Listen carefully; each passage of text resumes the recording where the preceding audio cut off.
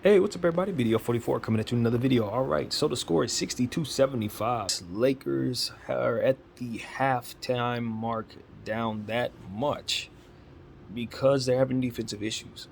The Utah Jazz are just shooting the ball very, very well. They've already hit 9 threes, shooting about 52%. And, you're getting issues with officiating out there. I got to admit, our guys are frustrated with the officials. Things are just not going our way. Late calls. Braun had an issue down there where felt Larry Markkinen fouled him. Um, I didn't honestly see a foul there. It looked like a situation where he kind of put his elbow into Markkinen, tried to get some elevation on the shot, and just didn't get the elevation off on a little jump hook. But he was not pleased, man. Just overall, I think the temperature's boiling over for him, and his frustrations. His body's just not reacting to what he's used to it being. I think it's because he's been sick, but also father time. So the adjustment is real, and he's just got to deal with it. Russell dealt with it last year, and I think that was a little bit of what we were seeing out there with his struggles. And now Russell's playing fantastic. He's adjusted. He's in great shape, and he's coming off the bench helping his team quite a bit. Came in, I think he had about 5 assists, and just really helped us. He was immediately somebody that came in and just got the ball to AD, and AD had 2 fantastic hammer dunks early on. He had a fantastic dunk from Lonnie Walker as well in the open court.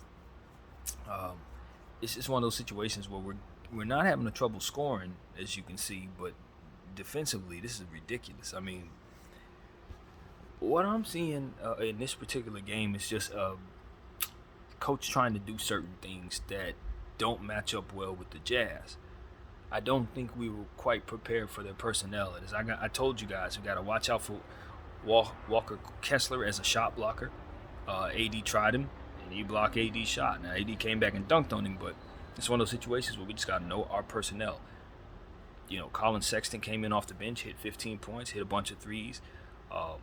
Jordan Clarkson came in as well and just lit it up, ran the score up in the second quarter. Kelly Olynyk came in and played well for their team, but Lauri Markkanen's just going crazy. I mean, I told you guys he's playing like an all-star right now, and he's just not going to be denied. Jared Vanderbilt was also out there doing a lot of things to help his team, throwing himself around. It's just a really, really interesting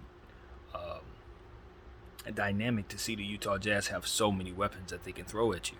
THT came in, we gave him a nice ovation, and they did a video for him as his return to the LA Lakers. Of course, the NBA champion. Welcome back, THT. And he also had some nice plays, hit a 3 there, did some things for his team. So they just got a whole team full of people playing well right now. That's the God's honest truth. They got 3 players in double figures. Or was it 4? I don't know, but they're just all really, really, really on fire. The synergy's there. Everybody's scoring. Everybody's hitting threes. Everybody's playing hard. Now, what we can do is continue to shoot the ball ourselves. We're shooting it fairly well for our standard. I don't remember exactly what we had on there in terms of the 3-point shooting numbers, but it's better. But the problem is Braun shooting 0 for 4. He's not quite learning his lesson as it pertains to those long threes that we're asking him not to take. He's hell-bent, so he hurts his team with those. And that is what it is. Anthony Davis has 20 points. He came in fantastic, but it didn't represent well in the plus-minus. It's a minus 13 for some reason, but he's doing everything. He looks great out there. He's definitely passing the eye test, so we just need him to continue to be aggressive, because without those 20 points, this is a full-fledged blowout. Tried to go to Matt Ryan in the second quarter, and I think this is one of those situations where it gets a little tricky for a rookie coach, because you see a guy hit a spectacular shot like he did to send us into overtime, and you think that equates to you needing to play him more. I don't think so. He did what he was supposed to do. His functionality is to hit 3-point shots. You called his number at the end of the game to hit the shot, and he did that. You don't need to come in and ask him to do combo stuff. What we ended up having happen out there was him asked to play defense, and then you had another non-defender down there as well.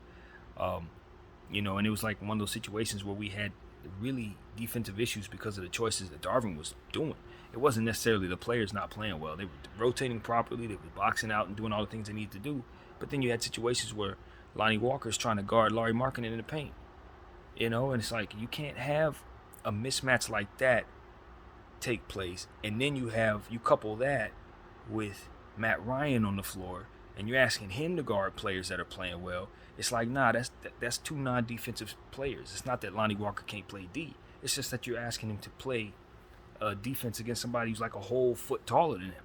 So that makes him a non-defensive player. So you just had defensive issues from a strategic standpoint. And I think it came from Darvin trying to reward guys for doing things. But that can't come at the expense of your strategy, because now you see what happens. So, it's one of those situations where you just got to stick to the game plan, man. One of the reasons why guys are playing so well is because we're doing things that play to their strengths. Russell Westbrook was going off. We had no business taking him out the game. I ain't going to lie to you. And that's going to sound strange, but it's the truth. He had hit 2 3-point shots. He had made a bunch of assists. He was keeping the pace. We were obviously having issues with LeBron James slugging and dragging bones around out there. Kind of more or less the weakest link, to be completely honest with you. But the rest of the guys are kind of, snapping and trying to keep synergy with one another. So it's just up to us to continue to go to what works. AD and, Russell Westbrook were working. Troy Brown working. When you start getting away from stuff to work, you start going to Matt Ryan, start trying to put ourselves in situations where we're doing too much. It just doesn't work. We got to play to our strengths, and we got to match up. That's one of the things I'm going to be continuing to look for Darvin Ham to get better at.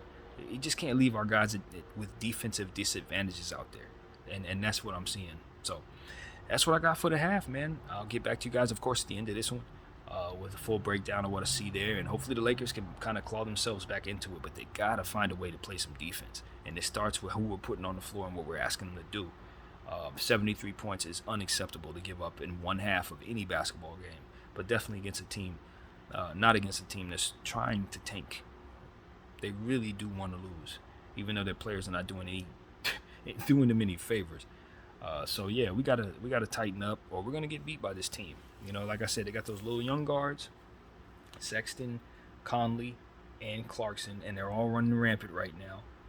And then you got the bigs, Olynyk, Kessler, and Markkanen, who can all stretch the floor. So if the Lakers don't tighten up and figure this out, it will be the end of our winning streak. So we got Cleveland coming up next, so we better get it together.